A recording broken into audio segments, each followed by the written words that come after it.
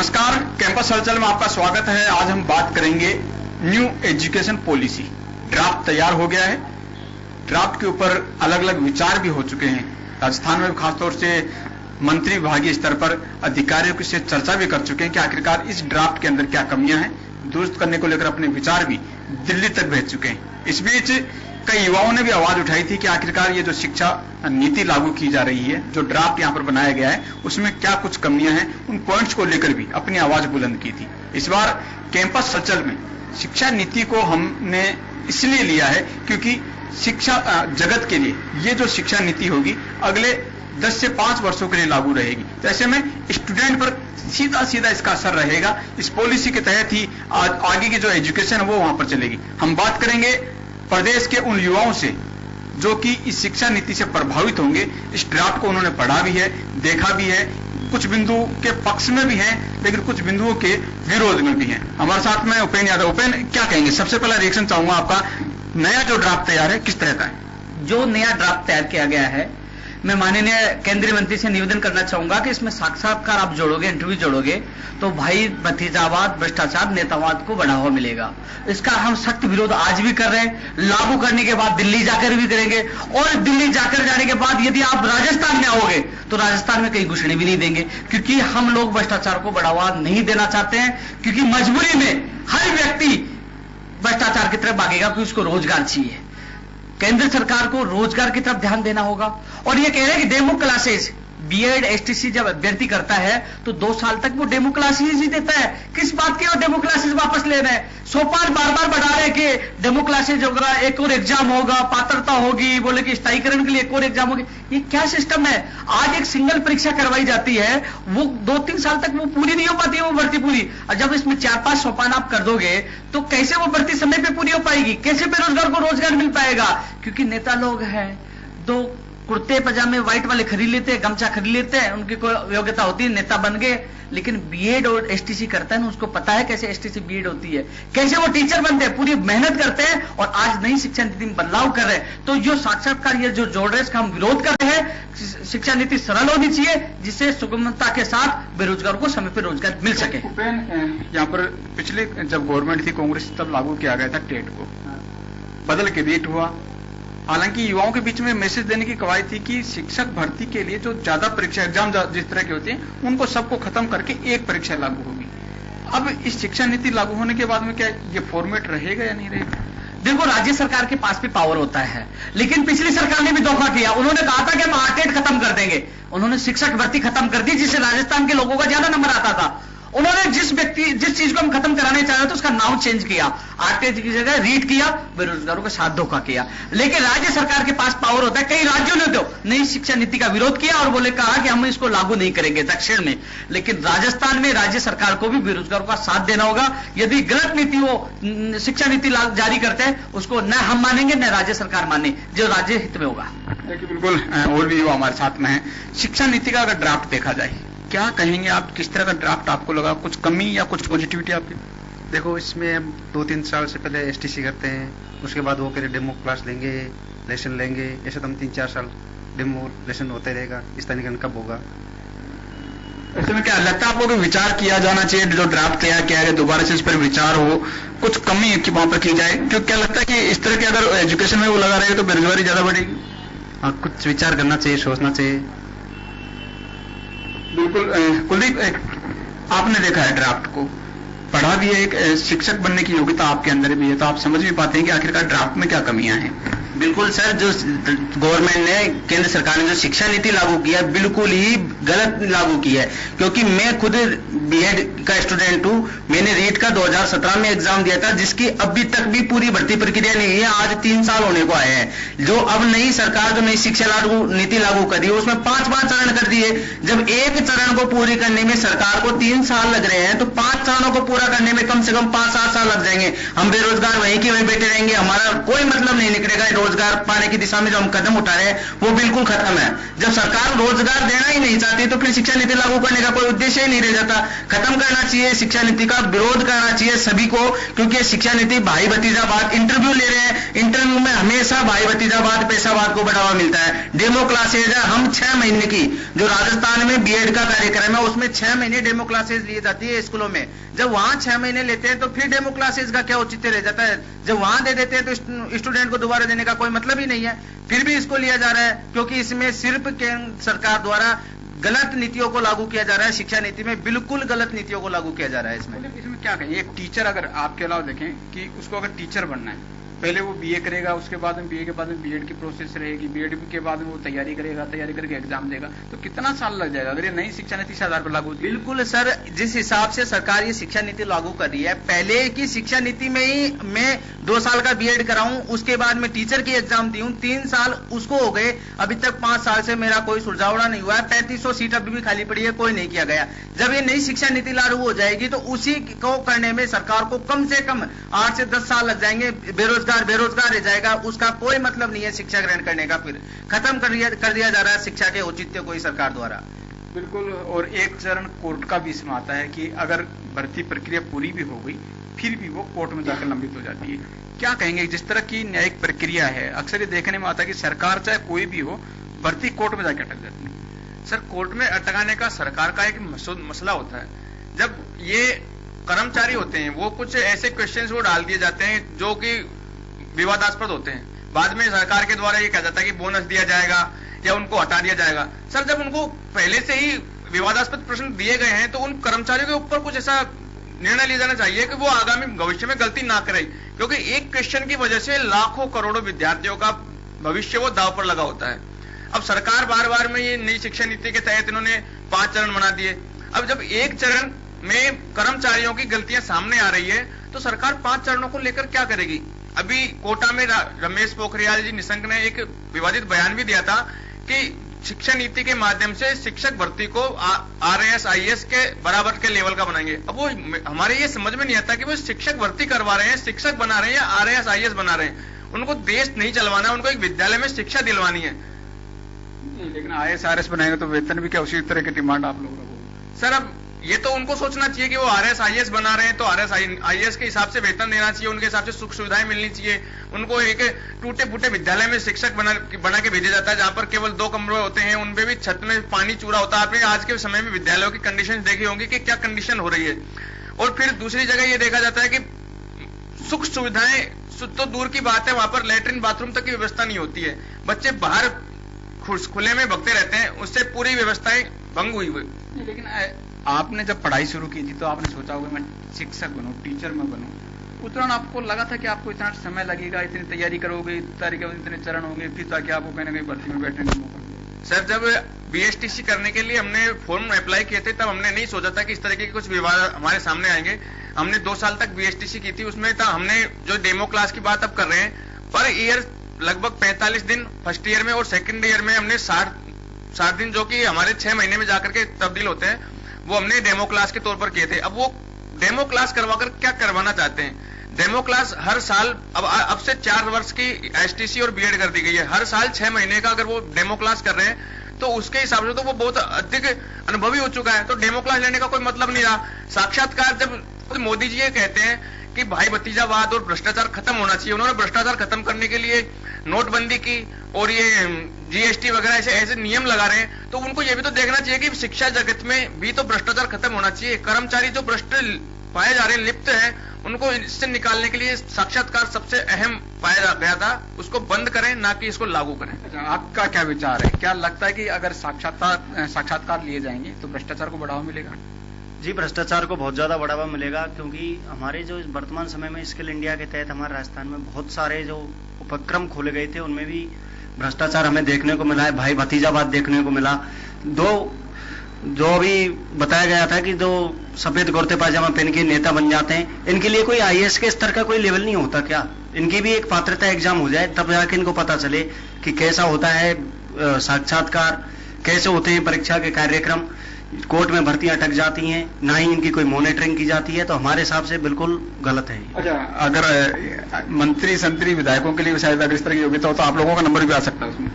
मंत्री संतरियों के लिए क्या, हम अभी से सोच रहे हैं कि हमने एसटीसी करना गलत फैसला लिया था। अगर हम 5 साल समाज सेवा में कहीं नाम करते तो हमारा नाम भी होता, और कहीं ना कहीं राजनीति में ऐसे लोगों को गले लगा लिया जाता है और हमें भी कोई पद मिल जाता है। शिक्षक बनना अब आसान नहीं रहा।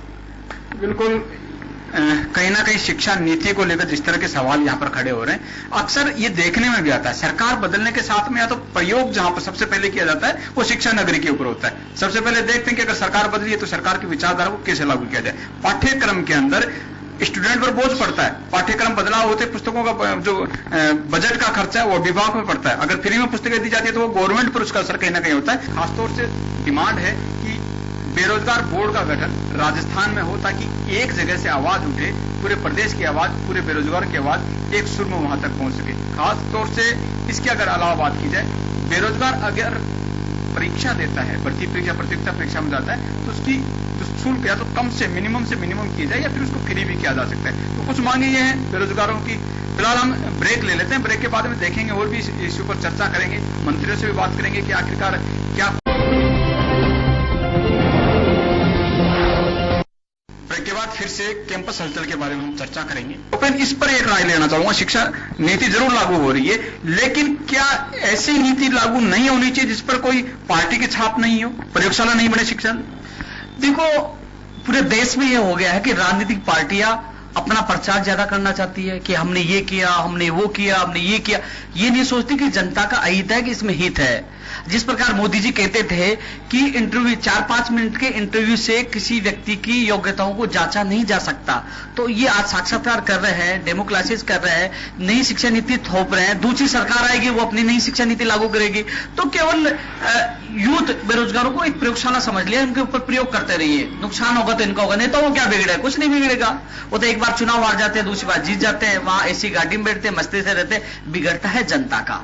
लेकिन जनता समझदार हो गई, यदि गलत नीतियां लागू करेंगी तो जो जनता है, बेरोजगार है, वो उनका विरोध करेंगे। बेरोजगारी किस तरह से बढ़ेगी, कुछ बताना चाहेंगे? अगर सरकार के प्रतिनिधि भी चीज को देखें कि ये जो ड्राफ्ट है, कहां पर इसमें कमियां, कि कितने बिंदुओं पर इसमें कमियां नजर आती हैं? देखो, एक तो कमी यही है कि जो इंटरव्यू ले रहे हैं वो बिल्कुल गलत है। डेमो क्लासेस की बात करें, जब 6 महीने की उनकी डेमो क्लासेज होती है, लेसन प्रक्रिया होती है, तो वो लेने की क्या आवश्यकता है? दूसरी बात, आप बार बार चरण बढ़ाने की बात कर रहे हो कि इसमें 5 चरण होंगे, जब पहले चरण में ही गलतियां पकड़ी जा रही है। अधिकारी पेपर बनाने में गलती करते हैं, रिजल्ट निकालने में गलती करते हैं, कभी आरक्षण का मुद्दा आता है, कभी क्या मुद्दा आता, तो एक ही जो सोपान होता है वही 1-2 साल में पूरा नहीं हो पाता। जब इसके 5 सोपान कर दोगे, 5 चरण कर दोगे, तो असंभव नहीं है कि 4-5 साल में वो भर्ती पूरी हो पाएगी। ऐसे सरकार को सोचना होगा कि हमें भर्ती कैसे पूरी करनी है, तो उनको हम जैसे लोगों से, क्योंकि बेरोजगारों के बारे में बेरोजगारी जानते, वो तो नेता लोग, आईएएस अधिकारी एसयू में बैठते, वहां से आदेश देते ऐसा हो जाए, ऐसा हो जाए,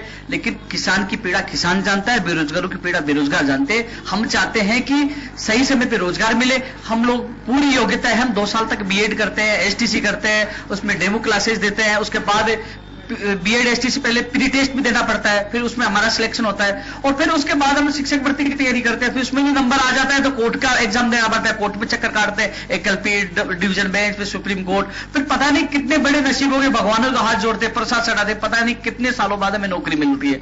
तो नेताओं को पता नहीं, उनको आसानी से वो पद मिल जाता है। कभी वो अपने बच्चों को बीएड एसटीसी कराकर देखेंगे, तब उनको एहसास होगा कि कितनी मुसीबत से वो शिक्षक बन पाते हैं। तो बिल्कुल, शिक्षक बनना कहीं ना कहीं राह जो है वो आसान नहीं है, और इस राह को आसान कैसे किया जा सकता है? मोदी जी भी अगर इस ड्राफ्ट को एक बार फिर से देखें तो सुधार की गुंजाइश इन युवाओं के अगर माने तो वो कहीं ना कहीं कही जा सकती है। खासतौर से अगर देखा जाए इस ड्राफ्ट के अंदर, क्या आपको लगा कि शिक्षा की गुणवत्ता को बढ़ाने के लिए कुछ कदम यहाँ पर उठाए गए हों, ऐसे कदम हो जो कि युवाओं को रोजगार देने के लिए कदम हो, या फिर नहीं है तो आपकी क्या डिमांड रहेगी? एज ए बेरोजगार आज आप हैं, एक यूथ हैं, आपकी निगाहों में कि आपकी नौकरी लगे और आपकी कतार में कई लोग युवा खड़े हैं। बिल्कुल सर, इसमें चेंजेज किया जा सकता है, जैसे सरकार ने किए हैं कि उसमें ऐसे पहले, सबसे पहले तो ऐसे अधिकारी और कर्मचारियों की नियुक्ति की जानी चाहिए जो उचित अच्छे स्तर के पेपर का, अच्छे स्तर के उनका नियोजन कर सके, ताकि इसमें जो कोर्ट के मसले आते हैं, कोर्ट में चक्कर लगाने पड़ते हैं, उन कोर्ट के चक्करों से हमें छुटकारा मिल सके। क्योंकि कोर्ट में जाने से एक भर्ती को कम से कम 2 साल लग जाते हैं।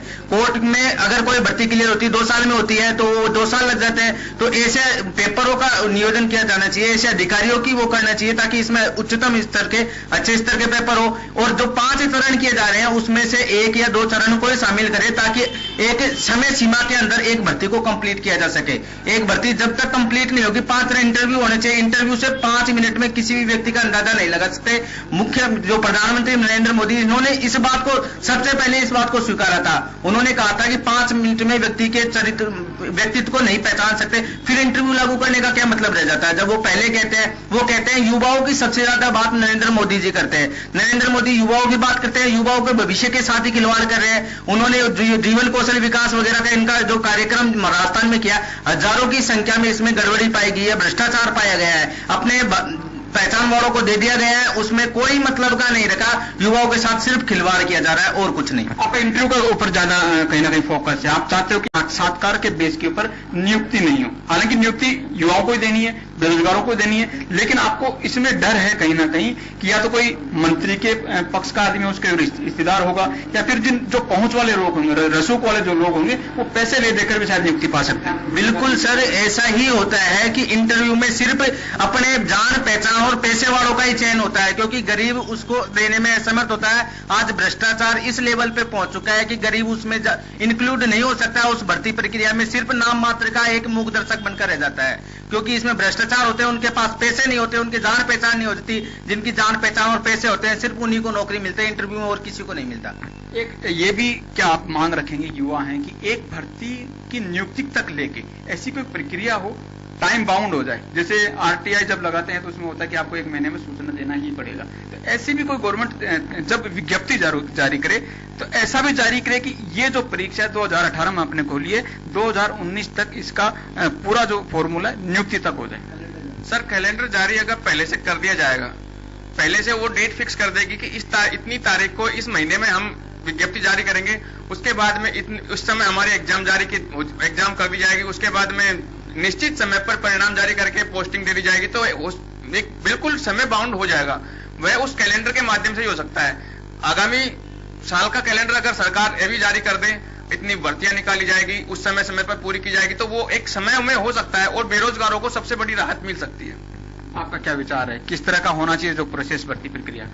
आज जो देश में मोदी जी तमाम प्रकार के जल शक्ति मंत्रालय, हर तरीका के मंत्रालय नई अपनी हिटलर शासन से बना देते हैं। हम चाहते हैं कहीं ना कहीं हमारे बेरोजगार बोर्ड का गठन किया जाए, जिसमें तमाम अभ्यर्थी जो पीड़ित होते हैं वो अपनी मांगे रख सकें, बार बार मंत्री और अधिकारियों के चक्कर नहीं लगाने पड़े। हम चर्चा कर रहे थे नई शिक्षा नीति को लेकर।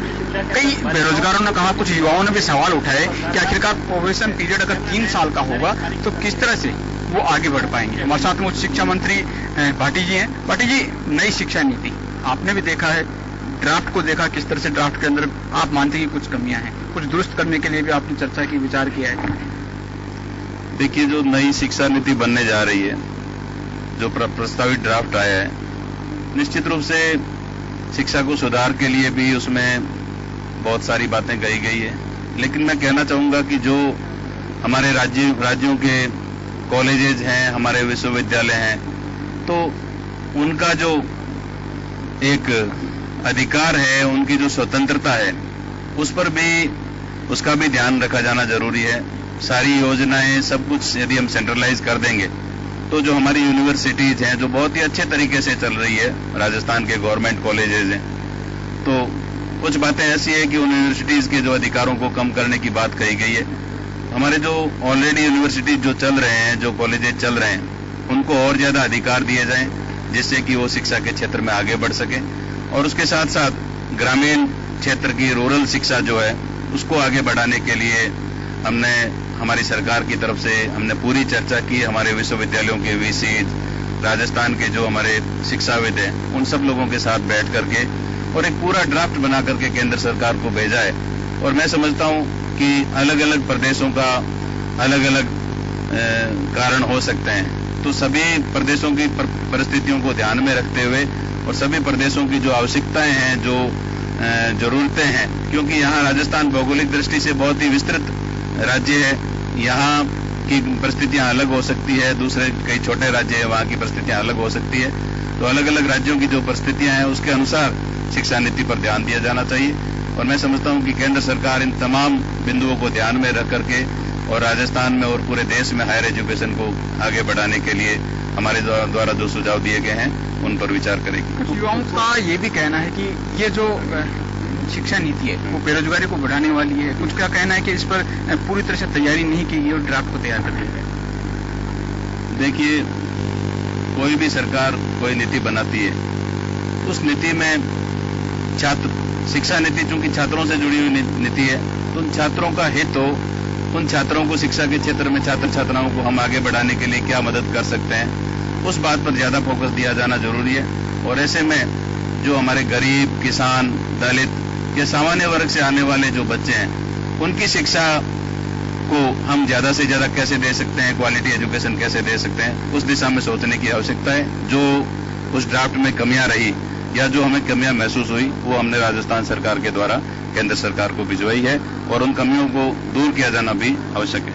बिल्कुल, ये थे उच्च शिक्षा मंत्री भाटी जी जो कि बता रहे थे कि जो कमियां रह गई हैं उन कमियों को दुरुस्त करना बहुत जरूरी है। हालांकि ड्राफ्ट के अंदर पूरी चर्चा की गई है, पूरे अधिकारी जो शिक्षा अधिकारी थे वो अधिकारी वहां पर मौजूद रहे और अधिकारियों ने अलग अलग अपने मंथन करने के बाद में जो ड्राफ्ट अलग से तैयार किया, जो कमियां यहाँ पर इंगित की गई है वो दिल्ली भेज दिया। लेकिन दिल्ली से क्या कुछ रहता है ये देखने वाली बात यहाँ पर होगी। देखते हैं इससे पहले कि आखिरकार नई शिक्षा नीति के ड्राफ्ट में क्या कुछ शामिल किया गया है, क्या कुछ नए प्रावधान है और किन चीजों का युवाओं का विरोध है। नई शिक्षा नीति का ड्राफ्ट तैयार, अब शिक्षा नीति को दिया जा रहा अंतिम रूप। भाजपा सरकार में बनाई जा रही शिक्षा नीति। अब तक 2 बार शिक्षा नीति बनाई गई। पहली बार शिक्षा नीति 1968 में हुई थी लागू, जिसमें कहा गया था कि इसका हर 5 साल में रिव्यू होगा। 1986 तक एक बार फिर रिव्यू नहीं हुआ। अब तीसरी बार बनाई जा रही शिक्षा नीति। मोदी सरकार का दूसरा कार्यकाल शुरू होने के साथ ही देश में नई शिक्षा नीति का ड्राफ्ट भी जारी हो गया है। सरकार ने ये बात स्पष्ट की है कि नई शिक्षा नीति को प्राथमिकता के आधार पर लागू करने की दिशा में कदम उठाए जाए और ज्यादातर सिफारिशों को अगले 2 साल में लागू करने का इरादा रखती है। नई शिक्षा नीति को लागू करने में तेजी दिखाने की आवश्यकता इसलिए है क्योंकि एक तो इस नीति का मसौदा देर से आ सका और दूसरे शिक्षा का मौजूदा ढांचा व्यापक बदलाव की मांग करता है। अब तक सिर्फ 2 बार शिक्षा नीति लागू हुई है। शिक्षक भी इस नई शिक्षा नीति से आशान्वित दिख रहे हैं।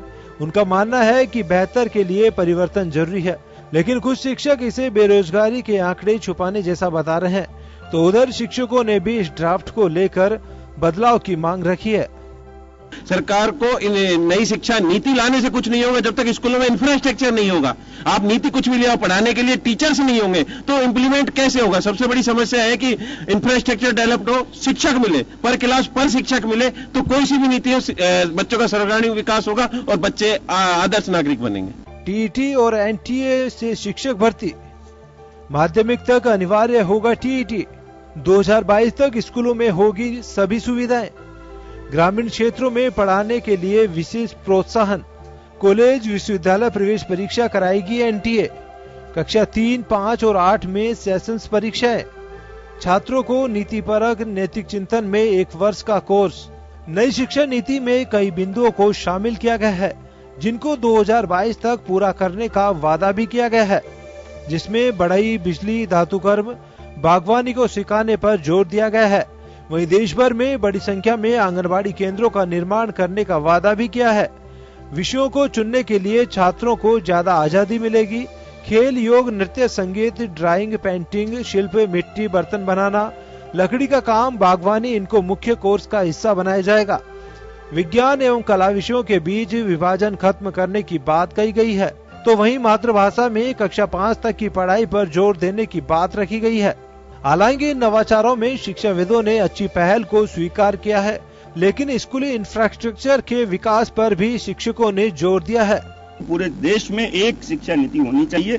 अगर सरकार ऐसा लागू करती है तो बहुत अच्छा, संगठन उसका समर्थन करता है, लेकिन ये राजनीतिक स्तर पर बिना पहल के और बिना उनके थोड़ा सा अपना स्वार्थ को त्याग किए बिना संभव नहीं हो पाएगा, जैसा कि विगत सालों में नहीं हो पाया है। इसलिए समूचे राष्ट्र के जितने भी नेता हैं, चाहे शिक्षाविद हैं, वो मिलकर के बालकों के हित की सोचें और पूरे देश में एक शिक्षा नीति लागू करें। शिक्षक भर्ती प्रक्रिया होगी लंबी। साक्षात्कार प्रक्रिया का जताया विरोध। 3 साल के प्रमोशन काल का विरोध। निजी स्कूलों के नाम से पब्लिक शब्द हटाने की सिफारिश, मनमानी फीस बढ़ोतरी पर लगेगी लगाम, सार्वजनिक जांच के दायरे में बढ़ा पाएंगे fees, state school regulatory authority करेगी फीस तय। नई शिक्षा नीति में कई सिफारिशों को लेकर छात्रों में विरोध दिखाई देने लगा है। नई शिक्षा नीति में 3 साल की जगह 4 साल के ग्रेजुएशन की सिफारिश है, जिससे युवा वर्ग नाराज है। युवा वर्ग का कहना है कि शिक्षा को व्यवसाय को रोजगार परक बनाने की बजाय बेरोजगारी की तरफ बढ़ाने वाला बना दिया है। तो उधर साक्षात्कार, डेमो क्लासेज, एनटीए, 3 साल का प्रमोशन काल जैसे बिंदुओं को विसंगत या माना गया है।